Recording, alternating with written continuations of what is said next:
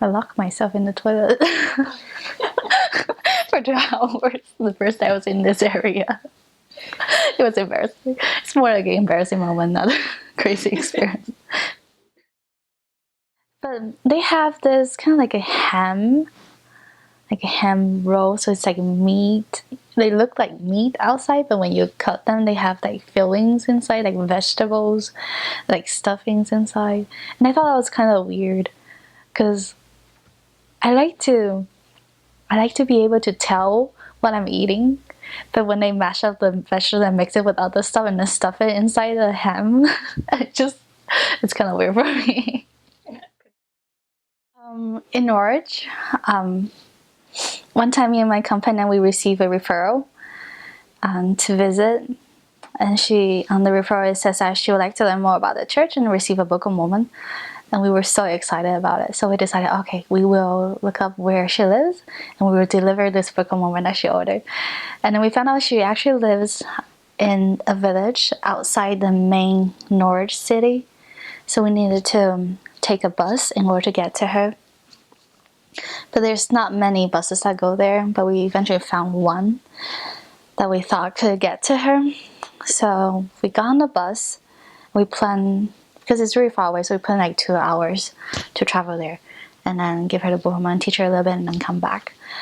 Yeah, and so as we were traveling there, my company, she just kept asking me, are you sure we're on the right bus? I said, yeah, I'm sure. Like, you can't get lost with an Asian. Like, you know where we're going. And then I actually found out that we were on the wrong bus. And we were we're heading to the opposite direction. She lives here, and then the bus is actually like going this way. So it's taking us away from her. So we got off the bus in the middle of nowhere. It was just like fields around us and a few houses. And so we looked at the map. We weren't quite sure where we should go. So we knocked on one of the door, and then asked the people where we should go. So they pointed out the direction for us, and we ended up walking 1 1/4 miles to get to her. My company, she was so mad. She was so mad at me. She said, I told you to check. I was like, I did check. And I was trying to comfort her. I was like, it's okay. Maybe this is Heavenly Father's plan. That He wants us to walk and, stop people by the way and talk to them. Maybe we will meet this golden investigator on our way to her.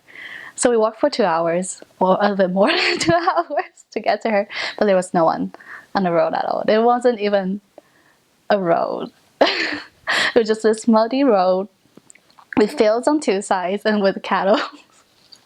With the cows. And yeah, my company, she was grumpy although when we were walking there. And when we arrived at the village, we knocked on her door, but she wasn't at home, which is sad. But we got to track around her area and met some really nice families there.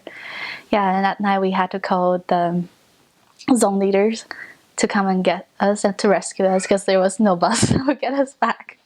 So that was really a fun and interesting experience for me on my mission.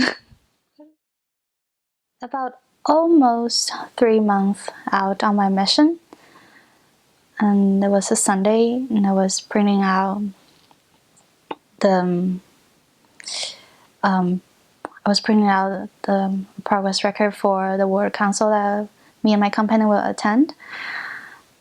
And so I opened my email because I sent it to myself, and then I saw an email from my brother, and I only saw the heading, but seeing the heading was already enough for me to understand. And that's when I found out that my grandmother passed away. Yeah, and for that whole Sunday, I was sitting next to. I was trying so hard to not let that news, the news affect me. That Sunday, I want to be there for my investigators. I want to help the less active. So I was sitting next to this less active lady, but during the sacrament meeting, I just couldn't help. Like, I just kept crying for the whole sacrament.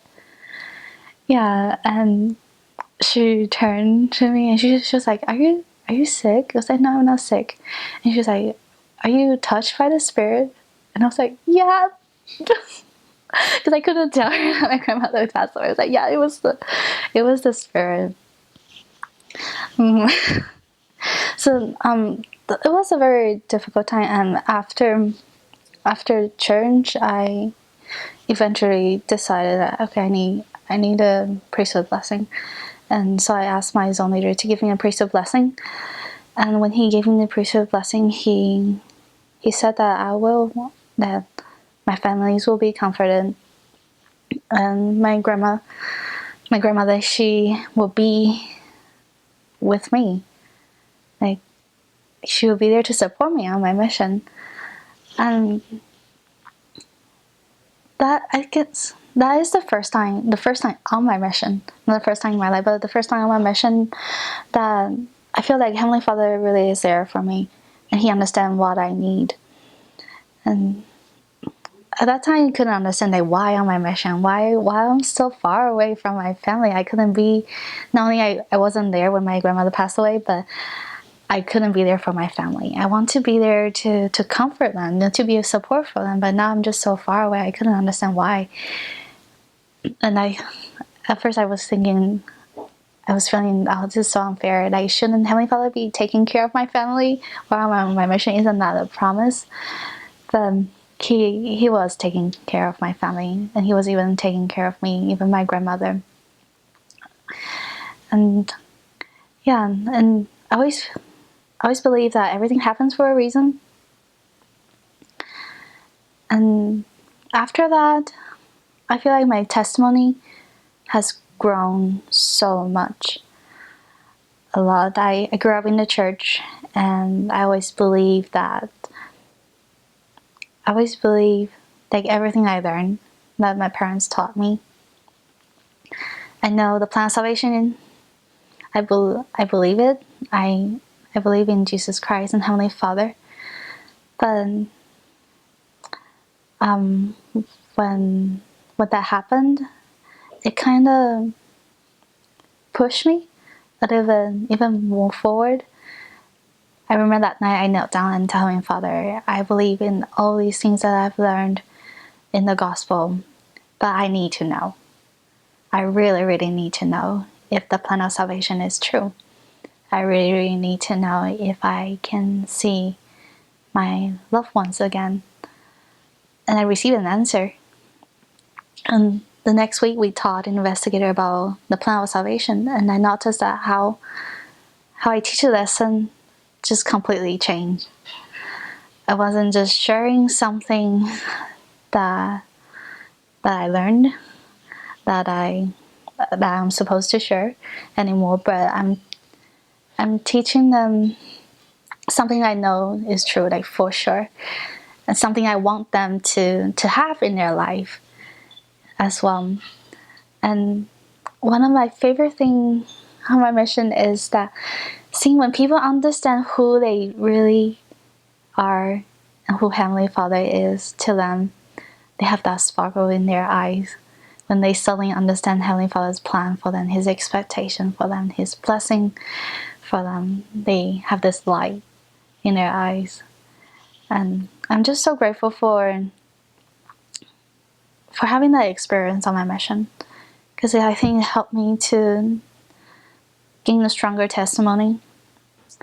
But it also helped me to become a better missionary, to care more sincerely for the people there, to really, really love them, because I knew that the gospel could truly help them.